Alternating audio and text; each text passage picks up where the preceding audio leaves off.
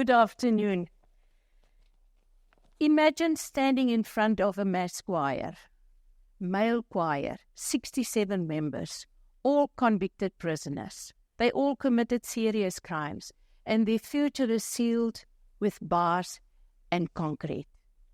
Then I lift my hands, and they follow, and the pure joy of escaping in music. First a note, then a chord, then the Africa rhythm takes over in their body and loosen the knots of pain. That's the sound of hope. And that's when I knew they are free, even if they're behind bars. You see, music is more than just a sound. Music is a lifeline. Music creates communities. It speaks to the soul of our bodies. It creates in us a passion and a belief in second chances. Today I want to share with you my passion for music and how music changes lives. You see, the choral music story goes back to biblical times. In Deuteronomy 31, God himself instructed Moses and he said to him, compose a song. I'll give you the lyric, the script. You compose the song and you teach it to the Israelites. That shows how powerful music is, because it's installing faith and the feeling of wisdom and unity. Music was my lifelong companion. My earliest memories was of my father playing guitar, or us as three sisters singing hymns around the piano. I studied opera. I even released albums.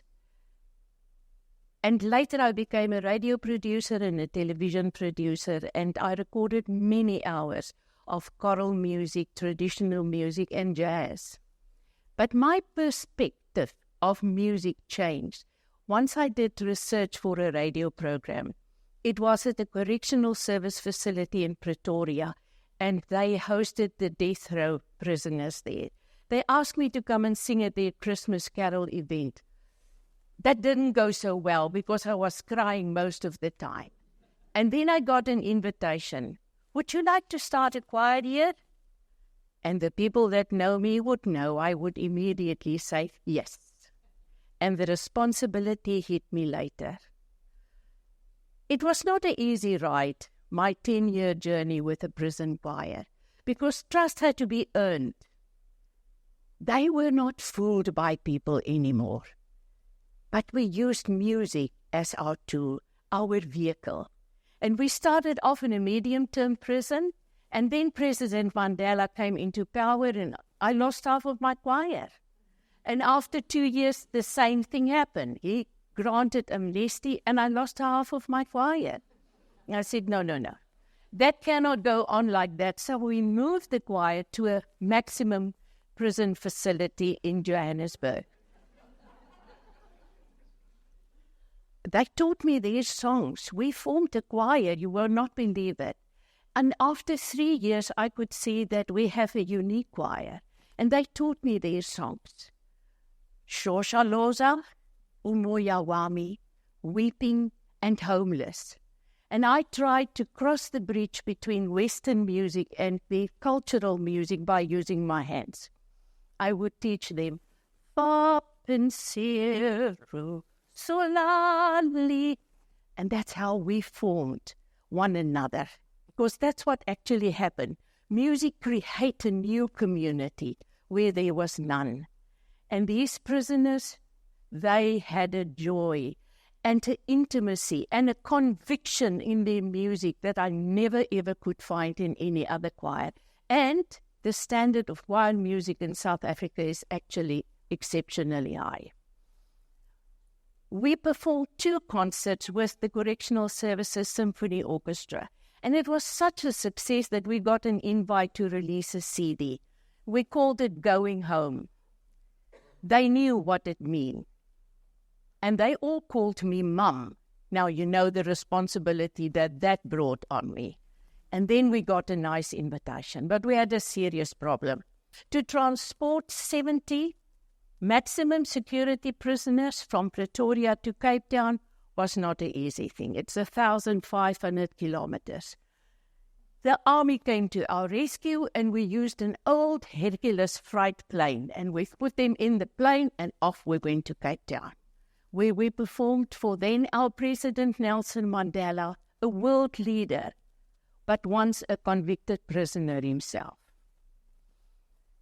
What was so beautiful about the choir was that it was not only changing the individual, it was changing their environment. And that was evident when we performed in the Sudwala caves. When we had them on the benches one night, there was a power failure. Now the head of the prison warden said to them, "Guys, stand still, you can get hurt." We all knew what he was actually saying, but we also knew they will not risk the feeling of the new community that they experience. And you see, there was something much bigger beginning to happen. There was a camaraderie and a respect developing between the wardens and the prisoners, and that was unheard of. We couldn't keep it for ourselves. We wanted to share what we did, and the rehabilitation value that the choir had in the community and in the whole prison fraternity was the impetus that we organized a choral music festival for prison choirs. I traveled the country and I trained the conductors, and we gathered in Johannesburg, 5,000 prisoners. We call it Choral Sounds from Behind Bars. Unfortunately, the media got wind of what we were doing, and there was a huge outcry. The crime statistics are horrific, and they said killers get a second chance. They saw them as criminals. What we saw was something very different. We saw the change in their sound, but also in their souls. Like Coleman put it, he was the head of our choir. When a surprised journalist asked him, he said to him, "I tried to escape, but I don't need to do it anymore. You see, I'm free." That is the power of music. It transforms lives. Now, the second part of my story is many years later. I was recovering from a personal accident, and it didn't go that well, and my husband and I started looking out for a place to live. We landed in a retirement village, and shortly after we were here, music again played such a pivotal role in my rehabilitation and our own well-being. The local church asked me, would you organize for us a Christmas carol event? And I did. It was a success, a huge success. But what was more important is what was the meaning of it. You see, getting old is not easy. You battle health problems. Some have depression. Other ones cry for a loved one that was lost. And to settle into a retirement village is never easy. And we knew it was COVID times. People needed something to hang on to. So we formed the OCE Singers. And they sit here in front of me. Let me tell you about my choir. Average age, 83. I even have one of 93. That's what your age is, Tony, 93. 70% of them wear hearing aids, which makes singing quite hard. But you know, it doesn't matter.